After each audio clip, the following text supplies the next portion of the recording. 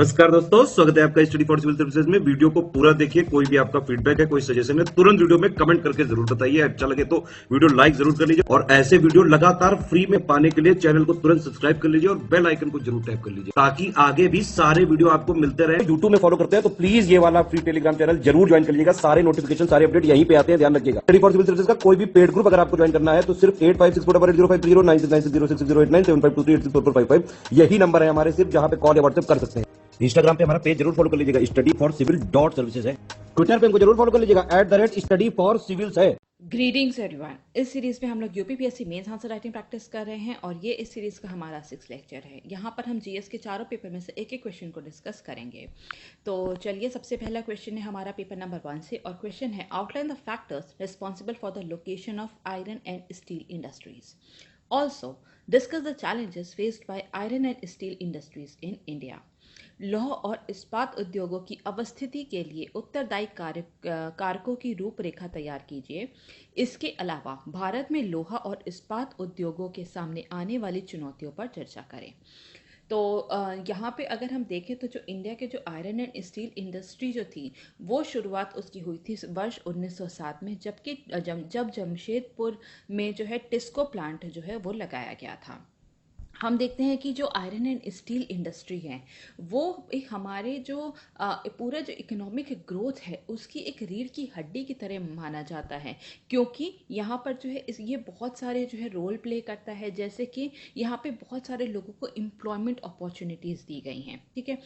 इसका जो प्रोडक्ट्स होते हैं आयरन एंड स्टील इंडस्ट्री के, उससे काफ़ी सारे जो इंफ्रास्ट्रक्चर प्रोजेक्ट्स जो होते हैं उसके रॉ मटेरियल में इस्तेमाल होता है, ठीक है। आयरन है, स्टील है, अलग अलग तरीके से जो है यहाँ के इंफ्रास्ट्रक्चर डेवलपमेंट में जो है हमारे देश के वो आयरन एंड स्टील का इस्तेमाल किया जाता है।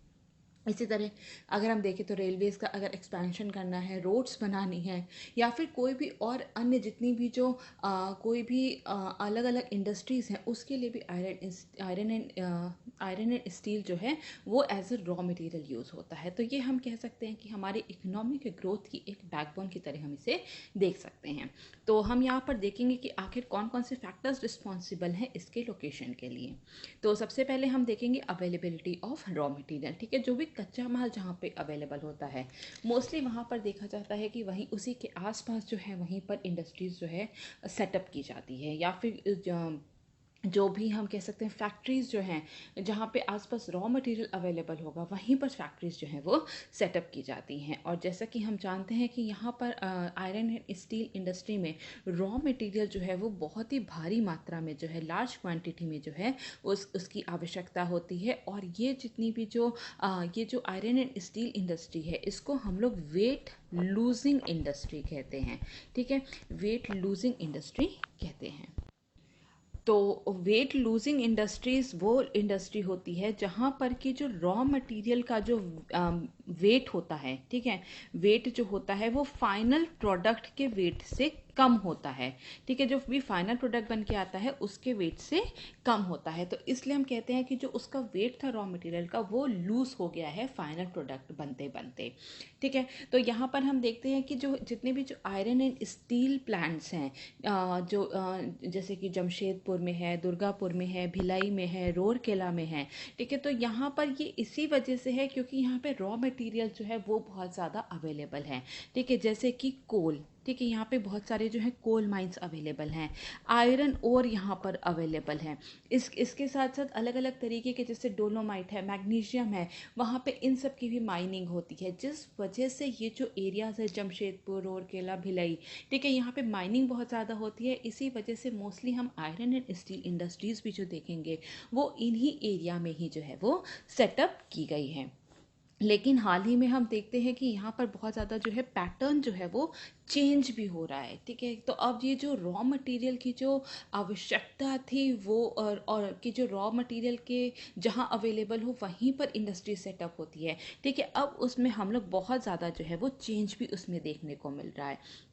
जैसे कि अगर हम बात करें विश्वेश्वरैया, ठीक है, Visvesvaraya iron and steel factory की, जो कि भद्रावती में है, ठीक है। तो यहाँ पर किसी भी प्रकार का जो है कोल प्रोड्यूसिंग एरिया नहीं है। यहाँ पर क्या है, ये जो भी अपनी जो स्मेल्टिंग के लिए जो यूज़ किया जाता है कोल, ठीक है, तो यहाँ पे वो कोल को ना यूज़ करके, ठीक है, कोल को यूज़ नहीं करते, उसकी जगह वो हाइड्रो इलेक्ट्रिसिटी का यूज़ करते हैं, ठीक है। तो यहाँ पर हम कह सकते हैं कि विद बेटर ट्रांसपोर्ट फैसिलिटी, जैसे कि रोड बन गई है कई जगह, ठीक है, अलग अलग तरीके से कनेक्टिविटी हो गई है, तो रॉ मटेरियल जो है कि रॉ मटेरियल के आसपास ही जो है इंडस्ट्रीज़ को सेटअप करना है, ये जो एक पैरामीटर है वो कहीं ना कहीं हम उसमें चेंज होता देख रहे हैं। लेकिन फ़िलहाल आज भी बहुत सारी जो इंडस्ट्रीज़ हैं आयरन एंड स्टील इंडस्ट्री, वो ऐसी ही जगह सेटअप की गई हैं या फिर ऐसी ही जगह कार्य कर रही हैं जहाँ पर कि कोल माइनिंग होती है, आयरन और माइनिंग होती है, क्योंकि वहाँ पे रॉ मटेरियल जो है वो बहुत ही ज़्यादा, बहुत ही जल्दी जो है फैक्ट्रीज़ को उपलब्ध हो जाता है। इसके बाद हम देखेंगे अवेलेबिलिटी ऑफ लेबर, ठीक है, श्रम की जहाँ पे उपलब्धता होती है, जहाँ पर कि चीप और अबंडेंट लेबर जहाँ पे अवेलेबल होते हैं, वहाँ पर ही जो है यहाँ पे हम देखते हैं कि आयरन एंड स्टील फैक्ट्रीज जो हैं उसको सेटअप किया जाता है। क्योंकि जैसे कि हम देखते हैं वेस्ट बंगाल है, झारखंड है, छत्तीसगढ़ है, इन सब जगहों पे आयरन एंड स्टील इंडस्ट्रीज़ का ये हब बना हुआ है, और यहाँ के जितने भी जो ट्राइबल एरियाज़ हैं वहाँ पे जो है बहुत ज़्यादा जो चीप और अबंडेंट लेबर जो है वो अवेलेबल होते हैं। तो इस वजह से जो है ये पूरा जो एरिया है ये एक इंडस्ट्रियल हब है आयरन एंड स्टील इंडस्ट्री के लिए।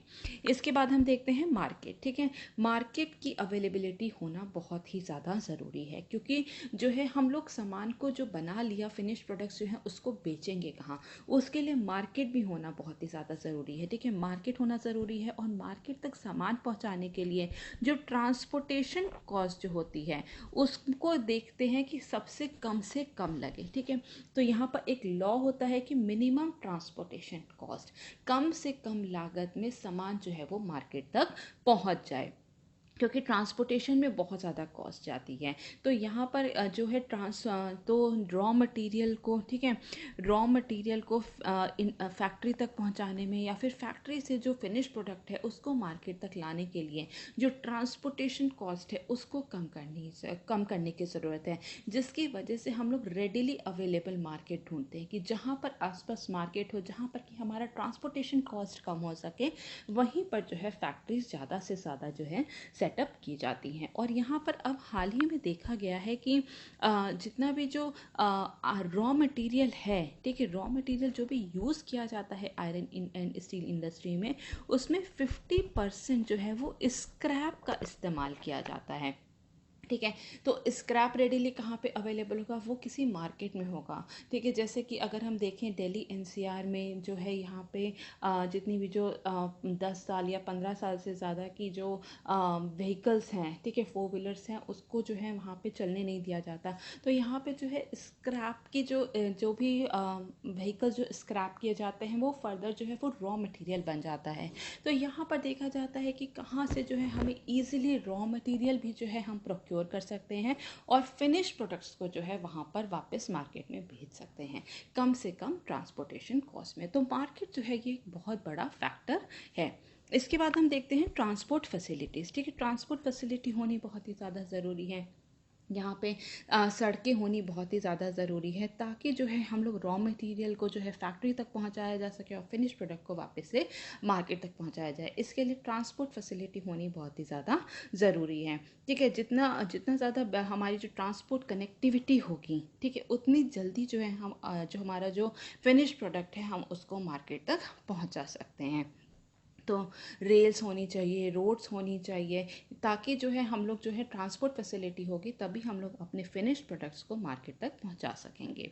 इसके बाद हम देखते हैं इंफ्रास्ट्रक्चर, ठीक है, इंफ्रास्ट्रक्चर होना चाहिए, जैसे कि पावर सप्लाई है, वाटर सप्लाई है, ठीक है। तो इस तरीके के जो यहाँ पर इंफ्रास्ट्रक्चर फैसिलिटी भी होनी बहुत ही ज़्यादा ज़रूरी है। इसके बाद हम देखते हैं इंफ्रास्ट्रक्चर, ये तो हो गया फिजिकल इंफ्रास्ट्रक्चर। इसके साथ साथ जो सोशल इंफ्रास्ट्रक्चर है वो भी बहुत ज़्यादा महत्व महत्वपूर्ण होता है। ठीक है, सोशल इंफ्रास्ट्रक्चर में जैसे कि हॉस्पिटल्स हो गए, स्कूल्स हो गए, ठीक है, हॉस्पिटल्स है, स्कूल्स है, ताकि वहाँ पे जो लेबर काम कर रहे हैं उनको जो है उनके जो बेसिक नेसेसिटीज़ हैं, बेसिक एमिनिटीज़ हैं, उसको भी पूरा किया जा सके। उनकी हेल्थ के लिए हॉस्पिटल्स होने ज़रूरी हैं, उनके जो बच्चे हैं उनकी पढ़ाई के लिए स्कूल्स होने ज़रूरी हैं। तो इस तरीके का सोशल इंफ्रास्ट्रक्चर भी डेवलप जहाँ पर होता है वहीं पर जो है फैक्ट्रीज़ को सेटअप किया जाता है। इसके बाद हम देखते हैं प्रॉक्सिमिटी टू पोर्ट, बंदरगाह से निकटता देखते हैं। ठीक है, इसमें क्योंकि यहाँ पर क्या है कि इंपोर्ट किया जाता है बहुत सारा रॉ मटेरियल को और एक्सपोर्ट किया जाता है फिनिश प्रोडक्ट्स को, तो इसकी वजह से ये भी देखा जाता है कि जहाँ पे से पोर्ट की कनेक्टिविटी जो है बहुत अच्छी होती है, ये भी एक कारक होता है आयरन एंड स्टील इंडस्ट्री को वहाँ पर सेटअप करने के लिए। फॉर एग्जाम्पल हम देखते हैं वाइजैक स्टील प्लांट। ठीक है, तो यहाँ पे जो है यहाँ पे पोर्ट के पास ही जो है इसको सेटअप किया गया है। इसके बाद हम देखते हैं गवर्नमेंट की पॉलिसीज़, बहुत सारी सरकारी नीतियाँ भी ऐसी हैं जो कि लोकेशंस को जो है यहाँ पे इन्फ्लुएंस करती हैं। फॉर एग्जांपल जैसे कि यहाँ पर अगर सरकार अगर नीति बनाती है बैलेंस्ड रीजनल डेवलपमेंट की, ठीक है, कि जो है सब जगह जो है रीजनल डेवलपमेंट होना चाहिए, तो सरकार क्या करती है जितने भी जो पिछड़े इलाके हैं, बैकवर्ड इलाके हैं, वहाँ पर बहुत तरीके की सब्सिडीज़ दी जाती हैं प्राइवेट इन्वेस्टर्स को, कि अगर वो वहाँ पे अपनी यूनिट सेटअप करते हैं तो उनको बहुत प्रकार की सब्सिडीज़ दी जाती हैं, जिससे कि बैलेंस्ड एक रीजनल डेवलपमेंट, उस पूरे जो रीजन है वहाँ पे विकास हो सके, लोगों को वहाँ पर एम्प्लॉयमेंट मिल सके। तो या जैसे कि अगर हम देखें तो बैकवर्ड एरियाज़ है जैसे कि झारखंड का है, छत्तीसगढ़ है, उड़ीसा है, यहाँ पर बहुत ज़्यादा जो है वो ट्राइबल एरियाज़ हैं। ठीक है, तो यहाँ पर क्या है, सरकार द्वारा जो है यहाँ पर नीतियाँ लेकर के आया जा सकता है, ताकि यहाँ के जो बैकवर्ड इलाके हैं वहाँ पर भी जो है विकास हो सके। तो इससे क्या होगा, वहाँ पर ट्रिकल डाउन इफेक्ट होगा, उसके बाद ट्रिकल डाउन इफेक्ट देखने को मिलेगा, जिससे कि हमारा ओवरऑल इकोनॉमिक ग्रोथ में हमें मदद मिलेगी। ठीक है, तो ये कुछ कारक हैं जो भी जितने भी जो आयरन एंड स्टील इंडस्ट्रीज़ हैं उनको सेटअप करने में मदद करती हैं। इसके बाद हम देखेंगे कुछ चुनौतियां भी हैं आयरन एंड स्टील इंडस्ट्री की। अच्छा, इससे पहले हम चुनौतियों की बात करें तो हम एक एग्जांपल की बात करेंगे, जैसे कि हमने कहा factors responsible for its location. ठीक है, तो इसके लिए अगर हम एग्जांपल की बात करें तो हम जैसे टिस्को है, टिस्को कहाँ पर, टिस्को जो है ये जमशेदपुर में है। ठीक है, जिसको कि हमने बात की कि वर्ष 1907 में जो है इसको सेटअप किया गया था, और ये जो है इंडिया की ओल्डेस्ट सबसे पुरानी आयरन एंड स्टील यूनिट है। ठीक है, तो यहाँ पर जो है इसको जो है 1907 में इस्टेब्लिश किया गया था। अब जो है ये फ़िलहाल जो है सिंहभूम डिस्ट्रिक्ट झारखंड के अंतर्गत आती है। तो यहाँ पर अगर हम देखें, ठीक है, तो यहाँ पर जो है अब रॉ मटेरियल जो है वो बहुत ज़्यादा अवेलेबल होता है जमशेदपुर में। ठीक है, जैसे कि अगर हम बात करें कि जो झारखंड जो है, ठीक है, ये जैसे कि हमने बात की है झारखंड में है, तो झारखंड जो है ये जो है यहाँ पर लार्जेस्ट कोल रिजर्व है। ठीक है, कोल रिजर्व यहाँ पर सबसे ज़्यादा इंडिया में है, और ये इंडिया का जो है 4th largest producer of coal है। तो यहाँ पर हम देखते हैं कि जो कोल एक बहुत ही महत्वपूर्ण रॉ मटेरियल है आयरन एंड स्टील इंडस्ट्री के लिए, वो यहाँ पर रेडिली अवेलेबल है। इसी के साथ साथ अगर हम आयरन ओर की बात करें, ठीक है, तो आयरन ओर भी जो है यहाँ पर बहुत ही रेडिली अवेलेबल है। जैसे कि हम देखते हैं कि झारखंड जो है आयरन ओर में भी जो है 4th लार्जेस्ट प्रोड्यूसर है, और यहाँ पर जैसे नोआ मंडी है, ठीक है, नोआ मंडी है जो कि सिंहभूम डिस्ट्रिक्ट में है, तो नोआ मंडी माइंस जो है, तो यहाँ से जो है रेडिली इन्हें इन इंडस्ट्रीज़ को, इन यूनिट्स को जो रॉ मटेरियल जो है वो अवेलेबल हो जाता है। तो यहाँ पर रॉ मटेरियल की उपलब्धता के कारण जो है यहाँ पर सबसे पहले जो है यूनिट लगाई गई थी। इसके बाद हम देखते हैं कि अवेलेबिलिटी ऑफ लेबर, यहाँ पर लेबर जो है वो बहुत ज़्यादा अवेलेबल होते हैं, क्योंकि पिछड़ा इलाका है, तो यहाँ पर जो है चीप लेबर और अबंडेंट में वो भी अबंडेंट में बहुत ज़्यादा मिल जाते हैं। इसके बाद अगर हम देखें तो यहाँ पर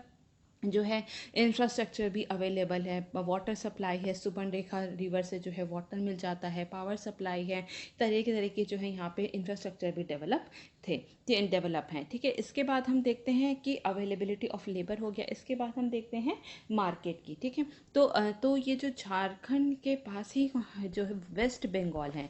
ठीक है, तो वेस्ट बंगाल के जो दूर दराज इलाके हैं जहाँ पे कि मार्केट जो है झारखंड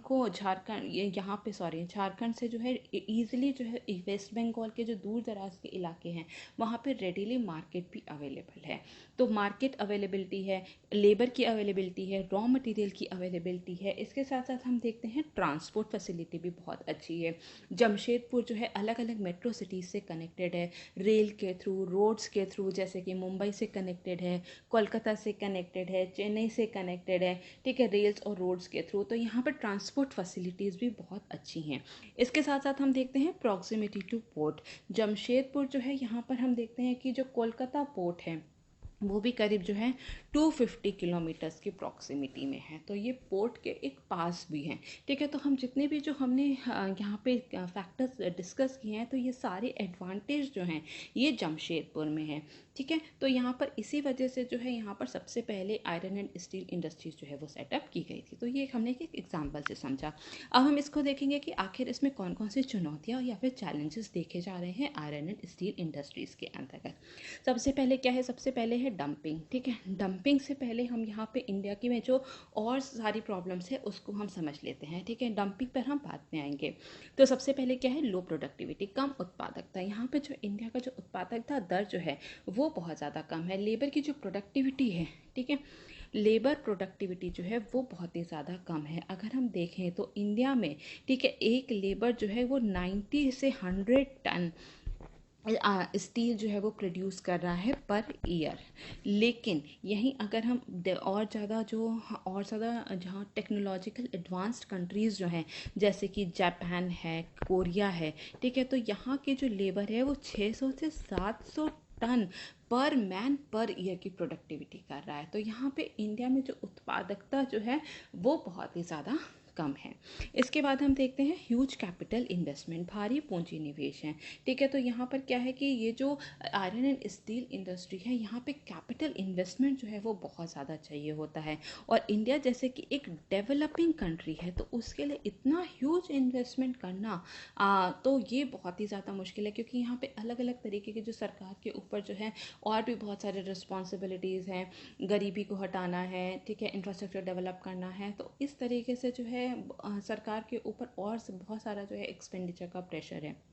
तो यहाँ पर जो इसका जो कैपिटल इन्वेस्टमेंट है वो बहुत ज़्यादा ह्यूज है, तो जिसकी वजह से जो है यहाँ पर बहुत ज़्यादा जो है शुरुआती दौर में इसका विकास नहीं हो पाया था। और हम देखते हैं कि 5th 5 ईयर प्लान में, ठीक है, 5th 5 ईयर प्लान में जा कर के जो है यहाँ पे सबसे ज़्यादा एम्फेसिस दिया गया था कि जो है अब जाके जो है यहाँ पे आयरन एंड स्टील प्लांट्स को जो है विकास करना है, उसके ग्रोथ पर फोकस करना है, एक्सपोर्ट ओरिएंटेड गुड्स को पर जो है फोकस करना है।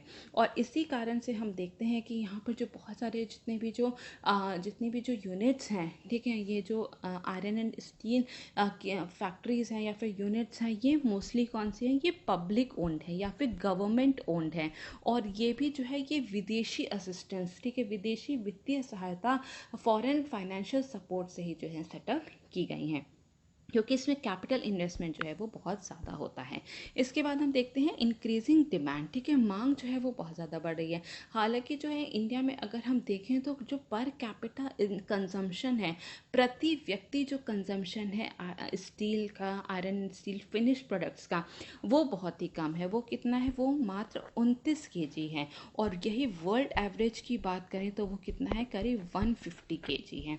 हालांकि हम देखते हैं कि यहाँ पे जो कंजम्पशन है वो बहुत ज़्यादा कम है, लेकिन फिर भी यहाँ पे जो डिमांड है वो बहुत ज़्यादा बढ़ रही है। सरकार द्वारा बहुत ज़्यादा डिमांड की जाती है, अलग अलग तरीके के इंफ्रास्ट्रक्चर प्रोजेक्ट बनाए जा रहे हैं, रोड्स बनाए जा रहे हैं, रेलवेज़ का एक्सपेंशन किया जा रहा है, नए प्रकार के कोचेस बनाए जा रहे हैं, तो सब जगह आयरन एंड स्टील की ज़रूरत पड़ती है। तो यहाँ पर जो इसकी जो डिमांड है वो बहुत ज़्यादा इंक्रीज़ हो गई है, ठीक है, जिसकी वजह से हमें क्या करना पड़ता है, यहाँ पे प्रोडक्टिविटी, जैसे हमने बात की थी, प्रोडक्टिविटी जो है वो बहुत ज़्यादा कम है, लेकिन डिमांड डिमांड जो है वो बहुत ज़्यादा हाई है, तो जिसकी वजह से हमें क्या करना पड़ता है, हमें इम्पोर्ट करना पड़ता है। इम्पोर्ट करने की वजह से हमारा जो बहुत सारा फॉरेन एक्सचेंज जो है वो इसके पेमेंट में चला जाता है।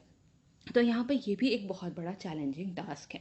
इसके बाद हम देखेंगे लैक ऑफ टेक्नोलॉजी, ठीक है, तकनीक की बहुत ज़्यादा कमी हमें देखने को मिलती है। जो यहाँ पे मटेरियल वैल्यू प्रोडक्टिविटी है वो इंडिया में बहुत ही ज़्यादा हाई है। अगर हम अलग अलग जो है टेक्नोलॉजिकल एडवांस कंट्रीज़ की बात करें, जापान कोरिया की, तो उसके कंपैरिजन में, ठीक है, पुअर मशीनरीज हैं, जिसकी वजह से क्या होता है, कॉस्ट ऑफ प्रोडक्शन जो है वो इंक्रीज हो जाता है। इसके बाद हम बात करेंगे poor quality of coking coal, ठीक है, कोकिंग कोल की जो है यहाँ पे ख़राब गुणवत्ता होती है, ख़राब गुणवत्ता है, ठीक है। तो यहाँ पर हम देखते हैं कि इंडिया में जो है कोकिंग कोल तो बहुत सारा पाया जाता है, लेकिन यहाँ पर क्या है, जो उसकी जो क्वालिटी है कोकिंग कोल की वो अच्छी नहीं है, और कोल की ज़रूरत पड़ती है स्मेल्टिंग में, तो ये एक बहुत ही ज़्यादा महत्वपूर्ण रॉ मटेरियल के रूप में काम करता है। तो यहाँ पर या तो हमें जो है इम्पोर्ट करना पड़ता है, जिसकी वजह से हमारा फॉरेन एक्सचेंज बहुत ज़्यादा जाता है, या फिर हमें जो है अलग अलग तरीके के जो हाइड्रो इलेक्ट्रिक प्रोजेक्ट सेटअप करने की ज़रूरत है, तो उसमें भी बहुत ज़्यादा इन्वेस्टमेंट की ज़रूरत है। इसके बाद हम देखेंगे एनवायरमेंटल डिग्रेडेशन, ठीक है, पर्यावरणीय नुकसान बहुत ज़्यादा होता है, क्योंकि इससे पॉल्यूशन बहुत ज़्यादा होता है, वाटर पॉल्यूशन बहुत ज़्यादा होता है, जिसकी वजह से जो हमारा इन्वायरमेंटल पे भी नकारात्मक प्रभाव हमें देखने को मिलता है, ठीक है। तो अब हम यहाँ पे आएंगे डंपिंग पे, जो कि हमने बोला था बाद में डिस्कस करेंगे, ठीक है। तो क्योंकि यहाँ पर जो है हमने बात की कि प्रोडक्टिविटी बहुत ज़्यादा लो है, ठीक है, यहाँ पर जो है हम कह सकते हैं कि टेक्नोलॉजी बहुत ज़्यादा जो है पुरानी है, मशीनरीज बहुत ज़्यादा पुरानी है, ऑब्सोलीट टेक्नोलॉजी से आज भी काम हो रहा है, जिसकी वजह से कॉस्ट ऑफ प्रोडक्शन जो है वो बहुत ज़्यादा इंक्रीज हो जाता है। तो इंडिया में क्या है, इंडिया में जो यहाँ पे जो पूरा जो फाइनल प्रोडक्ट की जो कॉस्ट है, ठीक है, कॉस्ट जो है वो बहुत ही ज़्यादा हाई होती है। लेकिन जो विदेशी कंट्रीज़ हैं, फॉरेन कंट्रीज़ जो हैं, वो यहाँ पर जो है अपने जो फाइनल प्रोडक्ट्स होते हैं, आयरन एंड स्टील गुड्स के जो फाइनल प्रोडक्ट्स होते हैं, वो इंडिया में चीप रेट पे जो है यहाँ पे डंप कर देते हैं, जिसकी वजह से जो है यहाँ पे इंडियन कंपनी का जो सामान है वो बहुत ज़्यादा बिकता नहीं है, और उसकी वजह से उन्हें क्या होता है, फाइनेंशियल लॉस होता है। तो ये भी एक बहुत बड़ा चैलेंज यहाँ पर बना हुआ है। तो हम देखते हैं कि यहाँ पर जो आयरन एंड स्टील इंडस्ट्रीज़ हैं, ठीक है, ये हमारी जो पूरी इकोनॉमिक ग्रोथ है उसकी एक बैकबोन है। हर अलग अलग जो बहुत सारी इंडस्ट्रीज़ है उसके लिए जो है एक रॉ मटेरियल प्रदान करने का काम करता है। इसके साथ साथ हम देखते हैं कि यहाँ पर जो इसमें जो है सरकार द्वारा जो है ज़रूरी है कि जो एंटी डंपिंग ड्यूटी जो है उसको इम्पोज की जाए, ताकि जो बाहर से आने वाले जो cheap products iron and steel manufactured products हैं उसको जो है उनकी डंपिंग को जो है कम किया जा सके, और यहाँ पे जो है इम्पोर्ट ड्यूटी को जो है वो लगा देना चाहिए। तो यहाँ पर हम देखते हैं कि जो डिमांड जो है वो आयरन एंड स्टील इंडस्ट्री की बहुत ज़्यादा जो है प्रोडक्ट्स की जो है वहाँ पे इंक्रीज़ हो रही है, इंफ्रास्ट्रक्चर प्रोजेक्ट के लिए, रेलवेज़ के लिए, ऑटोमोबाइल इंडस्ट्री में बहुत ज़्यादा ज़रूरत है। तो अलग अलग तरीके से जो है यहाँ पर डिमांड जो है इंक्रीज़ हो रही है, तो इसके लिए ज़रूरी है कि हमें और ज़्यादा टेक्नोलॉजी जो है, एडवांस टेक्नोलॉजी जो है उसको लेकर के आनी चाहिए। जो स्किल्ड लेबर हैं उनको और ज़्यादा एम्प्लॉय करने की ज़रूरत है, ठीक है, क्योंकि यहाँ पर जो है चीप लेबर तो अवेलेबल है, अबंडेंट में जो लेबर है अवेलेबल है, लेकिन स्किल्ड लेबर की कमी है। तो अलग अलग तरीके से जो है लेबर ट्रेनिंग पे फोकस करना चाहिए, एडवांस टेक्नोलॉजी पे हमें फोकस करने की ज़रूरत है। इसके बाद हम लोग पेपर नंबर 2 के क्वेश्चन को डिस्कस करेंगे, जो कि है mission Antyodaya can help transform and develop rural India. Discuss. Mission Antyodaya ग्रामीण भारत को बदलने और विकसित करने में मदद कर सकता है, इस पर चर्चा करें, ठीक है। तो अब हम इस क्वेश्चन को यहाँ पर पूरा डिस्कस कर लेंगे। यहाँ पर हम सबसे पहले मिशन अंत्योदय के बारे में बात करेंगे। तो ठीक है, इसको लॉन्च कब किया गया था? इसको लॉन्च किया गया था जो बजट होता है 2017-18 का, उसमें सरकार द्वारा जो है इसकी घोषणा की गई थी, और इसी के बाद इसकी शुरुआत की गई थी। और इसके जो नोडल एजेंट्स हैं वो कौन से हैं? वो मिनिस्ट्री ऑफ पंचायती राज और मिनिस्ट्री ऑफ रूरल डेवलपमेंट हैं। तो इसका उद्देश्य क्या है? अगर हम इसके एम की, इसकी ऑब्जेक्टिव की बात करें, तो इसका एम है कि जितने भी जो गवर्नमेंट के सरकार के अलग अलग विभाग हैं, ठीक है, विभाग हैं या फिर मिनिस्ट्रीज़ हैं, जिसकी टोटल संख्या कितनी है? 27 है। तो उनके द्वारा अलग अलग स्कीम्स चलाई जा रही हैं, तो उन सभी स्कीम्स को जो है इंटीग्रेट करना, और उनके जो रिसोर्सेज, ताकि जितने उन सभी के स्कीम्स को जो है इंटीग्रेट करना, ताकि जितने भी जो रिसोर्सेज हैं उसका हम लोग ऑप्टिमम यूटिलाइजेशन कर सके ग्रामीण इलाकों के उत्थान के लिए। तो ये इसका जो है मेन एम रखा गया है, और इसमें बात कही गई है कि इसमें लक्ष्य क्या रखा गया है कि 2022 तक जो है गरीबी मुक्त भारत का इसमें लक्ष्य रखा गया है। तो हम ये कह सकते हैं कि जो मिशन अंत्योदय है, ठीक है, इसकी जो एनुअल बजट 2017-18 में इसकी शुरुआत की गई थी और इस योजना के अंतर्गत जो है यहाँ पर हर साल एक एनुअल सर्वे करने का प्रावधान जो है वो रखा गया है। ठीक है, एनुअल सर्वे किया जाएगा और यहाँ पर जो है पंचायत लेवल पे जितना भी जो एनुअल सर्वे किया जाएगा तो वहाँ पे देखा जाएगा कि जो कौन सी जो पंचायत है या फिर जो पंचायत लेवल पर जितने भी जो डेवलपमेंट प्लान्स हैं उसके जो गैप्स जो हैं उसका पता लगाया जाएगा इस एनुअल सर्वे के द्वारा। ठीक है, तो यहाँ पे सर्वे जो है ये इसमें जो है यहाँ पे जो हमारे जो कॉन्स्टिट्यूशन के 11th शेड्यूल में या फिर हम कह सकते हैं 11वीं अनुसूची में जितने भी जो सब्जेक्ट्स दिए गए हैं 29 सब्जेक्ट दिए गए हैं, जैसे कि हेल्थ एंड न्यूट्रिशन है, सोशल सिक्योरिटी है, सुशासन है, वाटर मैनेजमेंट है। तो इस तरीके जो अलग अलग 29 सब्जेक्ट हैं इस पर जो है एनुअल सर्वे किया जाएगा और देखा जाएगा कि जो ग्राम पंचायत लेवल पे जितने भी जो डेवलपमेंट प्लान है उसमें कहाँ कहाँ पर गैप्स हैं, ठीक है, कहाँ कहाँ पे अंतराल है और उसको जो है यहाँ पे पाटने का काम किया जाएगा ताकि हम लोग जो है यहाँ पे रूरल जो एरियाज हैं, ग्रामीण इलाके हैं, उसका डेवलपमेंट किया जा सके। तो ये जो फर्दर जो 29 सब्जेक्ट्स जो हैं इसको जो है फर्दर जो है 112 पैरामीटर पे जो है अलग अलग तरीके से जो है यहाँ पर उसको बांटा गया है और इसी पर जो है यहाँ पर सारा डेटा जो है कलेक्ट किया जाता है एक क्वेश्चनर के फॉर्म में। ठीक है, तो यहाँ पर जो है इसके अंतर्गत जो है अलग अलग योजनाओं को कन्वर्ज किया जाएगा जिससे कि जितनी भी जो संसाधन है बहुत ही ज़्यादा जो है हमारे पास लिमिटेड रिसोर्सेज होती हैं, जितने भी जो हमारे पास लिमिटेड संसाधन है उसका ऑप्टिमम यूटिलाइज किया जा सके और इसके लिए जो है ग्राम पंचायत को डेवलपमेंट प्रोग्राम के लिए डेवलपमेंट प्लान्स जो बनाना है उसका जो है एक फोकस एरिया या फिर हम कह सकते हैं मुख्य बिंदु जो है मुख्य केंद्र जो है वो बनाया गया है ताकि ये जो जितना भी जो कार्य हो रहा है ये ग्राम पंचायत लेवल पर ही हो रहा है। तो इसकी हम देखेंगे कि आवश्यकता क्यों पड़ी, ये नीड क्यों है। ठीक है, इस पूरी मिशन अंत्योदय की नीड क्यों है, क्योंकि यहाँ पे अगर हम देखें तो SECC, ठीक है, सोशियो इकोनॉमिक कास्ट सेंसस जो है 2011 में किया गया था लास्ट, उसमें जो है 8.88 करोड़ हाउस होल्ड्स ऐसे थे जो कि किसी ना किसी तरीके से जो है मल्टी डायमेंशनल पॉवर्टी जो है उससे ग्रसित हैं, जैसे कि शेल्टरलेसनेस हो गई, ठीक है, उनके पास किसी भी प्रकार का जो है शेल्टर नहीं है, लैंडलेसनेस हो गई, उनके पास किसी भी प्रकार की भूमि नहीं है, ऐसे ही बहुत सारे हाउस होल्ड हैं जो कि सिंगल वुमेन द्वारा जो है हेड किया जा रहा है। तो SC/ST हाउस होल्ड हैं, बहुत सारे ऐसे घर हैं जिसमें डिसेबल्ड हैं, वहाँ पे कोई भी मतलब कि उनकी देखरेख करने के लिए नहीं है। तो ऐसे जो है 8.88 करोड़ हाउस होल्ड ऐसे पाए गए थे जो कि किसी न किसी प्रकार से जो है मल्टी डिमेंशनल प्रॉपर्टी से ग्रसित हैं। तो इसके लिए जो है इन सभी हाउस होल्ड का जो है सरकार द्वारा अलग अलग तरह से जो है वो मदद करने की ज़रूरत है, जैसे कि सोशल सिक्योरिटी है, एजुकेशन, उनको और ज़्यादा एजुकेट करने की ज़रूरत है, उनको हेल्थ सर्विसेज प्रोवाइड कराने की ज़रूरत है, उनके न्यूट्रिशन पर काम करने की ज़रूरत है, वेज क्रिएशन, स्किल डेवलपमेंट करने की ज़रूरत है। तो इस वजह से जो है यहाँ पे जो रूरल एरियाज़ की जितनी भी जो प्रॉब्लम है उसको एड्रेस करने की ज़रूरत है। ठीक है, और यहाँ पर हम देखते हैं कि हर साल अगर हम देखें तो करीब 3 ट्रिलियन, ठीक है, 3 ट्रिलियन रुपीज़ जो है हर साल रूरल डेवलपमेंट पर जो है खर्च किया जाता है सरकार द्वारा, लेकिन फिर भी हम देखते हैं कि 8.88 करोड़ हाउस होल्ड्स ऐसे हैं जो किसी न किसी तरह से मल्टी डिमेंशनल पॉवर्टी से ग्रसित हैं। इसके साथ साथ हम देखते हैं कि जो SECC 2011 है उसमें और भी अलग अलग तरीके के जो बहुत सारे जो हैं यहाँ पे कमियाँ पाई गई थी, गैप्स पाए गए थे, जैसे कि जो है 90% रूरल हाउस होल्ड ऐसे थे जिनके पास कोई भी सैलरीड जॉब नहीं थी, ठीक है, वेतन वाली कोई भी जॉब नहीं थी। 53.7 मिलियन हाउस होल्ड ऐसे थे जो कि लैंडलेस थे, उनके पास किसी भी प्रकार की भूमि नहीं है। ऐसे अलग अलग जो है यहाँ पर जो है कई पैरामीटर्स पर जो है बहुत ज़्यादा गैप पाया गया था।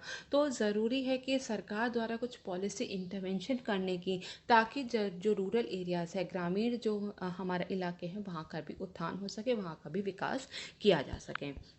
तो हम यहाँ पर देखेंगे कि इसके क्या क्या ऑब्जेक्टिव्स हैं, ठीक है। अगर हम इसके ऑब्जेक्टिव्स को और इलेबोरेटिव तरीके से समझें तो सबसे पहले हम कहेंगे कि ये जो है लोकल लेवल पर, ठीक है, जैसे कि हमने बात की कि ग्राम पंचायत लेवल पे होता है, तो लोकल लेवल पर किसी भी प्रकार की प्रॉब्लम है या फिर जो कोई भी गैप है, ठीक है, तो उसको जो है मिनिस्ट्री ऑफ पंचायती राज जो है वो आइडेंटिफाई करती है। मिनिस्ट्री ऑफ पंचायती राज जो है ग्राम पंचायत के थ्रू या फिर हम कह सकते हैं एनुअल सर्वे जो होता है उसके थ्रू जो है यहाँ पर उसको आइडेंटिफाई करती है, और उसके बाद जितने भी जो डिपार्टमेंट्स हैं, जितनी भी जो मिनिस्ट्रीज़ हैं, उनके द्वारा अलग अलग स्कीम्स चलाई जा रही हैं, तो उसको इंटीग्रेट करने का काम यहाँ पे किया जा रहा है, ताकि जितनी भी जो रिसोर्सेज हैं उसको हम लोग ऑप्टिमम तरीके से, इष्टतम तरीके से जो है उनका जो है यूज़ कर सकें। इसके बाद अगर हम सेकेंड ऑब्जेक्टिव्स की बात करें, ठीक है, तो उसमें जितने भी जो वंचित परिवार हैं, जितने भी जो डिप्राइव्ड परिवार हैं, जो कि SECC 2011 में पाए गए थे 8.88 करोड़, ठीक है, हाउस होल्ड, उनको आइडेंटिफाई करने के बाद उनके सस्टेनेबल लाइवलीहुड के लिए, ठीक है, उनके सतत आजीविका के लिए जो है एक माइक्रो प्लान बनाकर काम करने के लिए काम करने का इसमें लक्ष्य रखा गया है। इसके बाद हम देखते हैं इसमें एनुअल सर्वे जो है उसको कंडक्ट किया जाएगा, ठीक है, एनुअल बेसिस पे, ताकि जो है जितनी भी जो यहाँ पे कितनी प्रोग्रेस हो रही है, जो भी डेवलपमेंट प्लान्स बनाए जा रहे हैं, जो भी हमारे जो डेवलपमेंट प्रोसेस है, विकास प्रक्रिया है और ग्रामीण इलाकों में उसमें कितनी प्रोग्रेस हो रही है, ठीक है, तो उसको जो है यहाँ पे एनुअल सर्वे के थ्रू मेजर करने का इसमें प्रावधान रखा गया है। इसके बाद हम देखते हैं कि यहाँ पर जितनी भी जो ग्राम पंचायत डेवलपमेंट प्लान्स में, ठीक है, ग्राम पंचायत डेवलपमेंट प्लान्स में जो है पार्टिसिपेटरी प्लानिंग को बढ़ावा देना भी इसका एक लक्ष्य रखा गया है, ठीक है, जैसे कि सिविल सोसाइटी का इसमें पार्टिसिपेशन होना चाहिए, NGOs हैं, सेल्फ हेल्प ग्रुप है, वॉलेंटरी ऑर्गेनाइजेशन है, इन सभी का पार्टिसिपेशन होना चाहिए, ताकि जो सर्विस डिलीवरी सिस्टम है, ठीक है, सर्विस डिलीवरी सिस्टम जो है उसको और ज़्यादा मजबूत किया जा सके और स्थानीय स्तर पे जो हमारा जो शासन है उसमें और ज़्यादा सुधार किया जा सके। इसके बाद हम देखते हैं कि जो है ग्रामीण आजीविका में परिवर्तन को और तेज़ करने के लिए जो है अलग अलग संस्थानों से, ठीक है, अलग अलग एंटरप्राइजेस हैं या फिर अलग अलग प्रोफेशनल्स हैं, इंस्टीट्यूशंस हैं, उसके साथ जो है साझेदारी करने की ज़रूरत है, ताकि हम लोग जल्द से जल्द जो है आर्थिक विकास जो है रूरल एरियाज़ का कर सकें। तो यहाँ पर हम देखेंगे इसमें बहुत सारे जो है मुद्दे हैं, बहुत सारे इश्यूज़ भी हैं, ठीक है, हमने इसके ऑब्जेक्टिव्स की बात कर ली। अब हम देखेंगे कि आखिर इसको क्या हम ये लक्ष्य प्राप्त कर पाएंगे 2022 तक, ठीक है, तो इसमें बहुत सारे जो है मुद्दे हैं, बहुत सारे इश्यूज़ हैं, अब हम उस पर नज़र डालेंगे। सबसे पहले क्या है, गैप्स इन ग्राम पंचायत में जो है बहुत ज़्यादा जो है अंतराल यहाँ पर देखा गया है अलग अलग तरीके से, ठीक है, तो यहाँ पर अगर हम कहें, ठीक है, टोटल जो है 6.48 लाख ग्राम पंचायत हैं इंडिया में, ठीक है, उसमें से 2.67 लाख ग्राम पंचायत में जो है इंफ्रास्ट्रक्चर गैप पाया गया है। तो इतने सारे गैप के साथ क्या हम ये लक्ष्य को पूरा कर सकते हैं, ठीक है, ताकि जो है जितने हमारा लक्ष्य क्या है कि 50,000 ग्राम पंचायत को, ठीक है, 50,000 ग्राम पंचायत को 1000 दिन में, ठीक है, 1000 दिन में जो है यहाँ पर उनको गरीबी मुक्त, ठीक है, गरीबी मुक्त जो है या फिर हम कह सकते हैं उनका जो है ट्रांसफॉर्मेशन करना है 50,000 ग्राम पंचायत को, ठीक है। तो अगर हम फिर से बात करें तो जो है यहाँ पर जो लक्ष्य रखा गया है कि 50,000 ग्राम पंचायत को जो है यहाँ पे उनका ट्रांसफॉर्मेशन करने का लक्ष्य रखा गया था 1000 दिन में, ठीक है, 1000 दिन में। तो यहाँ पर अगर हम इसको और दूसरी तरीके से बात करें तो 1 करोड़ हाउस होल्ड, ठीक है, 1 करोड़ हाउस होल्ड को जो है वहाँ पे उनकी जो लाइफ है उनमें बदलाव लाने का लक्ष्य रखा गया था, जो कि 5000 रूरल क्लस्टर्स में, ठीक है, रूरल क्लस्टर्स में अवस्थित हैं, और ये आते हैं 50,000 ग्राम पंचायत के अंदर, ठीक है। तो यहाँ पर हम देखते हैं कि जो ग्राम पंचायत है वहाँ पे हम देखते हैं कि बहुत ज़्यादा जो इंफ्रास्ट्रक्चर गैप देखा गया है। तो इस गैप के साथ हम क्या वहाँ के लोगों की लाइफ को ट्रांसफॉर्म कर पाएंगे, ये एक बहुत बड़ा सवाल है। इसके साथ साथ हम देखते हैं कि जो ऊपर के ब्रैकेट के जो ऊपर का ब्रैकेट था, मतलब कि जो 90 से 100 तक का स्कोर था वो किसी भी ग्राम पंचायत को हासिल नहीं हुआ है। और 80 टू 90 का स्कोर जो है, ठीक है, अगर हम देखें 80 टू 90 का जो स्कोर है उसमें जो है 10 स्टेट और यूटी में से, ठीक है, 10 स्टेट्स एंड यूटीज ऐसे हैं जिसमें कि कोई भी ग्राम पंचायत जो है 80 से 90 का स्कोर हासिल नहीं कर पाई है। तो यहाँ पर हम देखते हैं कि जो ग्राम पंचायत लेवल पे जो कार्य हो रहा है, इंफ्रास्ट्रक्चर गैप जो है वो बहुत ज़्यादा जो है वो ख़राब है, उनका जो प्रदर्शन है वो बहुत ज़्यादा ख़राब है। तो यहाँ पे ग्राम पंचायत में बहुत ज़्यादा अंतराल देखा गया है, ठीक है। इसके बाद हम देखते हैं poor performance of gram panchayat in composite index. समग्र सूचकांक में ग्राम पंचायतों का जो है वो बहुत ही ज़्यादा प्रदर्शन जो है वो बहुत ही ज़्यादा खराब रहा है। तो यहाँ पर हम देखें तो 20% ग्राम पंचायत ऐसे हैं जिनका कि स्कोर जो है 40 से कम रहा है, ठीक है। वो भी जो है यहाँ पर हम देखते हैं कि जो डिसेंट्रलाइजेशन रिफॉर्म जब हुए उसके 30 साल बाद और 75 ईयर्स ऑफ हमारे इंडिपेंडेंस को हो गए हैं, उसके बाद भी 20% ऑफ जितनी भी ग्राम पंचायत हैं उनका जो स्कोर, कॉम्पोजिट स्कोर जो है वो 40 से कम रहा है। तो हम यहाँ पे देखते हैं कि ग्राम पंचायत लेवल का जो प्रदर्शन है वो बहुत ज़्यादा अच्छा नहीं रहा है, ठीक है। तो यहाँ पर हम कह सकते हैं कि यहाँ का जो इकोनॉमिक डेवलपमेंट और सोशल जस्टिस का जो लक्ष्य है उससे हम लोग अभी भी बहुत ज़्यादा दूर हैं। इसके बाद हम देखेंगे lack of effort in converging resources, संसाधनों के अभिसरण में प्रयास का अभाव है, ठीक है। लक्ष्य क्या रखा गया है कि अलग अलग मिनिस्ट्रीज़ हैं, अलग अलग डिपार्टमेंट हैं, वहाँ की जो स्कीम्स हैं उनको इंटीग्रेट करना है, उनके रिसोर्सेज को इंटीग्रेट करना है ताकि उनका ऑप्टिमम यूटिलाइजेशन हो सके। लेकिन ये जो पूरा कन्वर्जिंग प्रोसेस है, ठीक है, कन्वर्जिंग ऑफ रिसोर्सेज है, इसमें जो है यहाँ पे जो अलग अलग डिपार्टमेंट्स और मिनिस्ट्रीज़ का जो एफर्ट है वो बहुत ज़्यादा अच्छा नहीं दिखता, वो उनका कोई सीरियस एफर्ट जो है वो नहीं दिख रहा है, ठीक है। तो रिसोर्सेज को कन्वर्ज करने में यहाँ पे कोई भी सीरियस एफर्ट नहीं दिख रहा है, जिससे कि जो है सरकार के ऊपर जो है और ज़्यादा जो है फिस्कल बर्डन जो है वो बढ़ रहा है, क्योंकि यहाँ पर लक्ष्य पूरा हो नहीं रहा, स्कीम ऑनगोइंग है, लक्ष्य पूरा हो नहीं रहा, सरकार की तरफ से पैसा रिलीज़ किया जा रहा है, तो जिसकी वजह से सरकार का जो फिस्कल बर्डन है वो और ज़्यादा बढ़ रहा है, उस पर फाइनेंशियल बर्डन जो है वो और ज़्यादा बढ़ रहा है। इसके बाद हम देखेंगे शिफ्ट इन गोल पोस्ट, लक्ष्य में जो है बदलाव किया गया है। जब 2017-18 में जब इसकी शुरुआत की गई थी तो लक्ष्य रखा गया था कि 2019 तक, ठीक है, 2019 तक 50,000 ग्राम पंचायत को जो है गरीबी मुक्त जो है उसको डिक्लेयर करना है, वहाँ के जो रूरल लाइफ है उसको ट्रांसफॉर्म करना है। लेकिन ठीक है, बाद में जो है इस गोल को जो है बढ़ा के क्या कर दिया गया था, 2022 कर दिया गया था। लेकिन अभी भी जो है यहाँ पर सोशल जस्टिस, इकोनॉमिक डेवलपमेंट जैसे लक्ष्य से हम लोग बहुत ज़्यादा दूर हैं।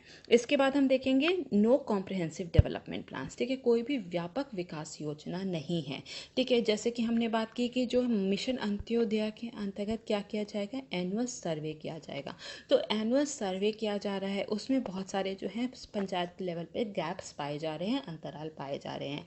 लेकिन ठीक है, यहाँ पर जो है सर्वे किया गया है और उसमें जो है हम कह सकते हैं कि गैप्स पाए जा रहे हैं, लेकिन जो ग्राम पंचायत डेवलपमेंट प्लान है, ठीक है, वो इस गैप को फिल करने में असक्षम है, ठीक है। जो डेवलपमेंट प्लान है और जो गैप है, जो गैप एनुअल सर्वे में पाया गया है, ठीक है, उसमें कोई भी तालमेल नहीं है।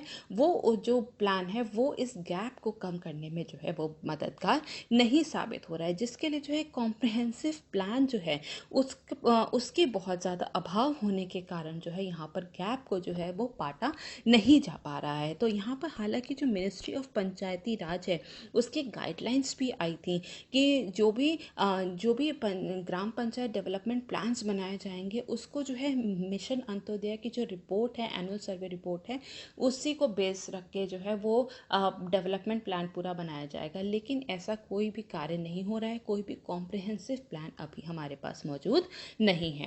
तो हम लोग इसके लिए आखिर क्या क्या मेजर्स ले सकते हैं, क्या क्या उपाय ले सकते हैं, एक बार हम उस पर नज़र डालेंगे। तो सबसे पहले क्या है, कन्वर्जेंस ऑफ रिसोर्सेज, संसाधनों का अभिसरण करना बहुत ही ज़्यादा ज़रूरी है। अलग अलग स्कीम्स चलाई जा रही हैं रूरल डेवलपमेंट, रूरल ट्रांसफॉर्मेशन के लिए, वहाँ के लोगों के कल्याण के लिए, सोशल वेलफेयर के लिए, जैसे कि मनरेगा हो गया, ठीक है, नेशनल रूरल लाइवलीहुड मिशन हो गया, नेशनल सिक्योरिटी असिस्टेंस प्रोग्राम हो गया, प्रधानमंत्री आवास योजना हो गया, ठीक है। तो यहाँ पर अलग अलग तरीके से जितनी भी जो स्कीम्स चलाई जा रही हैं, उन सभी के रिसोर्स को जो है उनका अभिसरण करना, उनको कन्वर्ज करने का कार्य जल्द से जल्द करना चाहिए। इसके बाद हम देखेंगे फिस्कल फेडरलिज्म, राजकोषीय संघवाद, ठीक है। तो यहाँ पर जो है कि जितने भी जो पब्लिक गुड्स को जब ट्रांसफ़र किया जाता है लोगों तक, ठीक है, उनको जब डिलीवरी दी जाती है, हॉरिजॉन्टल इक्विटी को बढ़ावा देने के लिए जो है फिस्कल फेडरेशन का जो डेटा है उसकी कमी के कारण जो है ये प्रॉब्लम जो है वो और ज़्यादा बढ़ रही है। इसके लिए ज़रूरी है कि जो थर्ड टियर है, ठीक है, जो कि ग्राम पंचायत है या फिर जो लोकल गवर्नमेंट है, रूट लेवल पे जो काम कर रही है, उनको और ज़्यादा जो है फाइनेंशियल रिसोर्सेज उपलब्ध कराने के लिए उनको और ज़्यादा फाइनेंशियल ऑटोनॉमी देने की ज़रूरत है। इसके बाद हम देखेंगे सोशल इंफ्रास्ट्रक्चर, सामाजिक बुनियादी ढांचा जो है उसको डेवलप करने की ज़रूरत है, ताकि हम लोग जल्द से जल्द जितने भी जो ग्रामीण इलाके हैं उनको ट्रांसफॉर्म कर सकें, उनका जो है कल्याण हो सके। जैसे कि जो बहुत सारी स्कीम्स चलाई जा रही हैं जो कि सैचुरेशन अप्रोच अपनाती हैं, ठीक है। सैचुरेशन अप्रोच क्या होता है? सैचुरेशन अप्रोच होता है कि जिसमें 100% का लक्ष्य रखा जाता है, कि जैसे कि for example 100% universal primary health care, ठीक है, 100% लोगों को जो है लिटरेसी, ठीक है, उनको साक्षर करना है, 100% लोगों को जो है ड्रिंकिंग वाटर सप्लाई करनी है, ठीक है। तो यहाँ पे ये जो 100% का जो लक्ष्य रखा जाता है इसको सैचुरेशन अप्रोच कहा जाता है। तो ये जो सैचुरेशन अप्रोच है उसके अंतर्गत जो है सोशल इंफ्रास्ट्रक्चर को डेवलप करने की ज़रूरत है, ताकि लोगों को जो है प्राइमरी हेल्थ केयर मिल सके, उनको जो है स्कूल्स मिल सकें, ताकि जो है उनमें जो है लिटरेसी को और ज़्यादा बढ़ावा दिया जा सके। एडल्ट लिटरेसी पे कार्य करना बहुत ही ज़्यादा ज़रूरी है। जैसे ड्रिंकिंग अलग अलग तरीके से जो है उन्हें और जो है सुविधाएं देने की ज़रूरत है, जैसे कि जो है drinking water, clean drinking water supply होनी बहुत ही ज़्यादा ज़रूरी है, जिसके लिए जो है जल जीवन मिशन जो है चलाया जा रहा है। तो अलग अलग तरीके से जितने भी जो सोशल इंफ्रास्ट्रक्चर डेवलप करने के भी इसमें कार्य करना चाहिए। इसके बाद हम देखते हैं एक इंटीग्रेटेड अप्रोच होनी चाहिए, एक संकलित दृष्टिकोण होना चाहिए। जितनी भी सरकारी योजनाओं का चलाई जा रही हैं अलग अलग मिनिस्ट्रीज डिपार्टमेंट्स द्वारा, उनको जो है इंटीग्रेट करने की ज़रूरत है, जिससे कि जो एक कॉम्पोजिट प्लान को जो है वो तैयार किया जा सके और हम अपने गोल्स को जो है वो अचीव कर सकें। तो यहाँ पर हम देखते हैं कि जो हमारा आज भी जो करीब जो 70% जो पॉपुलेशन है वो जो है रूरल एरियाज़ में ही रह रही है। तो हम रूरल एरियाज़ को एकदम भी इग्नोर नहीं कर सकते। जो हमारा जो रूरल और अर्बन गैप जो है उसको हमें कम करने की ज़रूरत है, जिसके लिए सरकार द्वारा जो है पॉलिसी इंटरवेंशन की ज़रूरत है। इसके बाद हम लोग पेपर नंबर 3 का क्वेश्चन देखेंगे और क्वेश्चन है what is Arctic amplification, what are the impacts of warming of Arctic ocean on India. Arctic प्रवर्धन क्या है, आर्कटिक महासागर के गर्म होने का भारत पर क्या प्रभाव पड़ रहा है। तो अब हम इस क्वेश्चन को यहाँ पर पूरा डिस्कस कर लेते हैं। तो सबसे पहले अगर हम आर्कटिक रीजन की बात करें तो आर्कटिक क्षेत्र कौन सा है? आर्कटिक क्षेत्र के अंतर्गत जो है आर्कटिक महासागर आता है, उसके साथ साथ जो अन्य उसके आसपास के जितने भी सीज हैं उसको भी इंक्लूड किया जाता है, ठीक है। और part of Alaska, Canada, Finland, Greenland, Iceland, Norway, Russia and Sweden, ये सभी जो है आर्कटिक रीजन के ही पार्ट हैं। तो यहाँ पर एक रिसेंट स्टडी में ये बताया गया है कि जो आर्कटिक रीजन है, ठीक है, ये वाला जो आर्कटिक रीजन है ये पूरे जो ग्लोब है, पूरे प्लानट के मुकाबले में 4 गुना तेज़ी से गर्म हो रहा है। और जो है यहाँ पर अगर हम ज़्यादा देखें कि जो ज़्यादा वार्मिंग उसमें भी कहाँ हो रही है, वो हो रही है यूरेशियन पार्ट में, ठीक है। आर्कटिक का जो यूरेशियन पार्ट है वहाँ पे ज़्यादा जो तेज़ी से गर्मी जो है वहाँ पे देखी जा रही है, कि वहाँ तेज़ी से जो वहाँ का जो पूरा क्लाइमेट है वो ज़्यादा तेज़ी से गर्म हो रहा है। और उसमें भी अगर हम बात करें, ठीक है, तो जो रशिया के ऊपर क्या है, बेरेंट सी है, ठीक है, बेरेंट सी, और जो नॉर्वे वाला एरिया है वो ग्लोबल एवरेज से जो है 7 गुना तेज़ी से ज़्यादा गर्म हो रहा है। तो यहाँ पर हम इसका जो प्रभाव है वहाँ की क्लाइमेटिक कंडीशन पे और मॉनसून, पूरे विश्व भर में ग्लोबल मॉनसून का जो प्रोसेस है उस पर हमें इसका प्रभाव देखने को मिल रहा है। तो अब हम यहाँ पे आर्कटिक एम्प्लीफिकेशन की बात करेंगे, आर्कटिक प्रवर्धन की बात करेंगे, लेकिन उसके पहले हम लोग पोलर एम्प्लीफिकेशन या फिर जो है ध्रुवीय प्रवर्धन को समझेंगे। तो ध्रुवीय प्रवर्धन क्या होता है? ध्रुवीय प्रवर्धन होता है जब जो अर्थ का जो सरफेस एरिया टेम्परेचर होता है, ठीक है, हमारा जो अर्थ है उसका सरफेस एरिया टेम्परेचर जो है और जो इसका नेट सोलर रेडिएशन बैलेंस जो होता है, ठीक है, नेट सोलर रेडिएशन बैलेंस में जब बदलाव होता है तो उसके कारण जो नॉर्थ पोल होता है और जो साउथ पोल होता है वहाँ पर टेम्परेचर में ज़्यादा तेज़ी से बदलाव देखे जाते हैं। और इसी बदलाव को, इसी चेंज को, ठीक है, इसी चेंज को जो है पोलर, क्योंकि ये ध्रुव पे हो रहा है तो इसको जो है पोलर एम्प्लीफिकेशन या फिर ध्रुवीय प्रवर्धन कहते हैं। और जब ये बदलाव जो है नॉर्थ लैटिट्यूड में ज़्यादा होता है, ठीक है, क्योंकि जैसा कि हमने बात की कि आर्कटिक रीजन जो है वो ज़्यादा वार्म हो रहा है, तो आर्कटिक रीजन क्योंकि ज़्यादा वार्म हो रहा है तो इसको नाम दिया गया है आर्कटिक एम्प्लीफिकेशन का या फिर आर्कटिक प्रवर्धन का, ठीक है। तो यहाँ पर हम देखते हैं कि जो है यहाँ पे जो आर्कटिक रीजन है वो जो है वो पूरे जो other parts of the planet है उससे दुगना या तिगुना तेज़ी से जो है यहाँ की जो पूरी क्लाइमेटिक कंडीशन है वहाँ पे जो है उसमें बदलाव देखा जा रहा है। और इसी को जो है आर्कटिक एम्प्लीफिकेशन कहा जाता है। और इसका रीज़न क्या है? इसका रीज़न है क्लाइमेट चेंज, और क्लाइमेट चेंज होने के कारण ग्लोबल वार्मिंग, ठीक है, ग्लोबल वार्मिंग है, ग्लोबल वार्मिंग होने के कारण जो है यहाँ पर क्लाइमेट चेंज हो रहा है, जिसकी वजह से जो है जो आइस जो है वहाँ पे जो ग्लेशियर्स जो हैं वो बहुत ज़्यादा मेल्ट हो रहे हैं। इसी की वजह से वहाँ पे जो हीटिंग जो है वो बहुत ज़्यादा तेज़ी से बढ़ रही है। तो इसी को हम लोग आर्कटिक एम्प्लीफिकेशन कहते हैं। तो अगर हम इंडिया की हिस्ट्री की बात करें, ठीक है, कि आर्कटिक रीजन में इंडिया की हिस्ट्री क्या रही है, तो सबसे पहले हम देखते हैं कि जो इंडिया का जो आर्कटिक रीजन पे सबसे पहला एंगेजमेंट हमें 1920 में देखने को मिलता है स्वालबार्ड ट्रीटी के साथ साथ, ठीक है।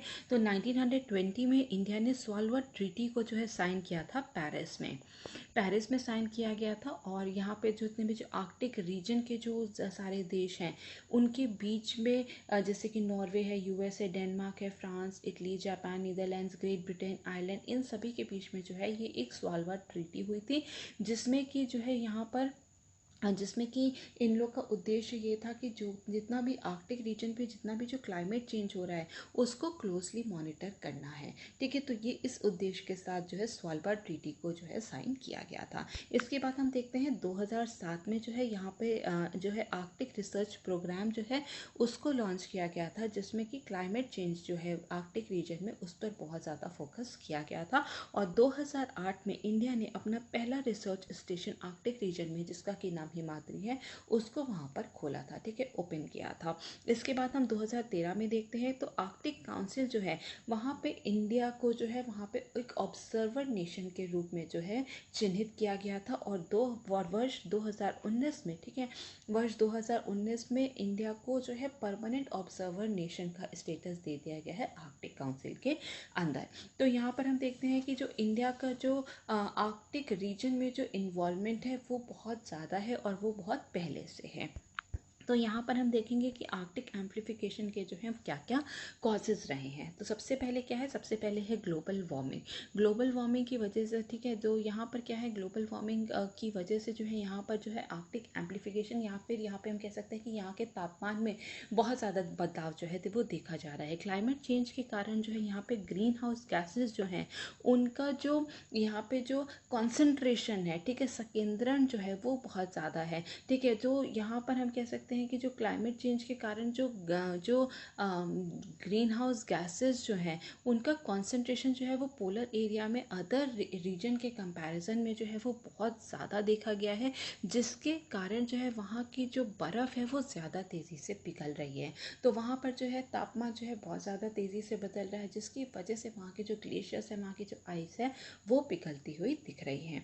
इसके बाद हम देखेंगे आइस एल्बिडो फीडबैक, ठीक है।